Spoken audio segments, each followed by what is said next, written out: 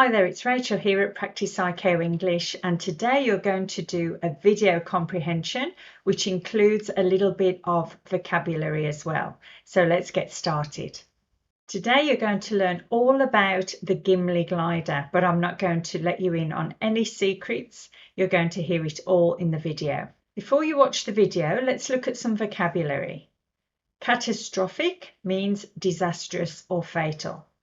Established, experienced, and one shot to get it right means one chance. To prepare for this exercise, go and grab a notebook. You're going to answer these questions. What was Gimli?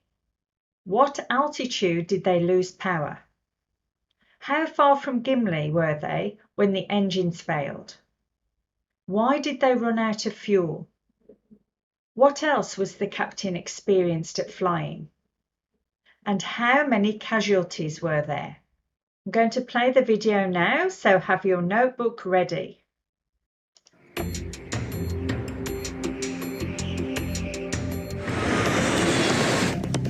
A brand new 767. Fuel pressure? Why would that be? How come I have no instruments? A catastrophic failure at 26,000 feet. Winnipeg, Air Canada 143. Air Canada 143, go ahead. Just lost both engines. Holy cow! I'm talking to a dead man. How far are we from Gimli? You're approximately 12 miles from Gimli right now. I guess I'll just slip it.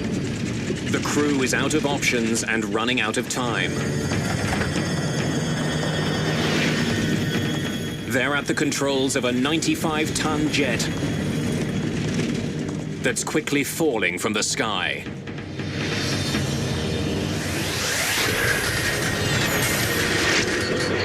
Mayday, mayday.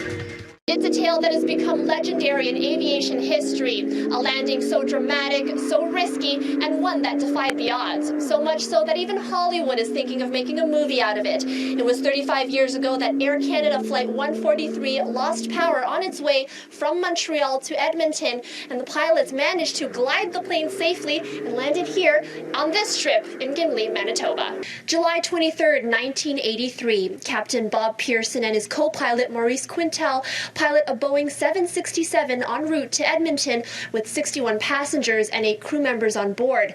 But an error in calculation involving a switch from the imperial system to metric meant that the plane only had enough fuel for half its flight and lost power mid-air. The engines failed at about 30,000 feet, and they had to glide. Fortunately, Captain Bob Pearson was an established glider pilot, and so he was now in the world's biggest glider.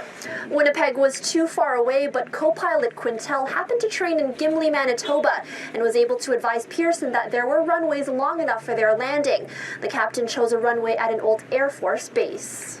That's the runway that Captain Pearson first saw, and that's the one he committed to land on, because he only had one shot to get it right. And he did not know that it had been converted to a racetrack. We looked up into the sky and saw this giant airliner making its way through the sky. Art Zook and his 2 friends were teenagers at the time, hanging out at the racetrack on their bikes. The friends, now referred to as the Runway Boys, saw as Captain Pearson angled the plane to slow down, but didn't realize it was heading right towards them.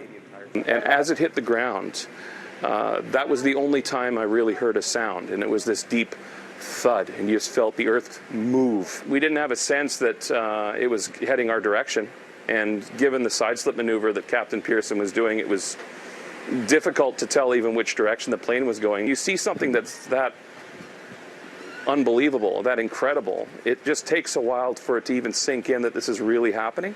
Miraculously, Pearson landed the plane successfully with no passengers or crew members getting injured and no one on the ground getting hurt. So the 2 of them together managed to, through their skill and planning and keeping their cool, saved everyone on board and saved the aircraft too. Let's see how much you were able to get from that video and see if you were able to answer all the questions. What was Gimli? Gimli was an old airfield converted to a racetrack. What altitude did they lose power? They lost power at 26,000 feet. How far from Gimli were they when the engines failed? They were 12 miles from Gimli. Why did they run out of fuel? They ran out of fuel due to an error in calculation from imperial to metric. What else was the captain experienced at flying? He was experienced at flying a glider. Or you could say he was an established glider pilot. How many casualties were there?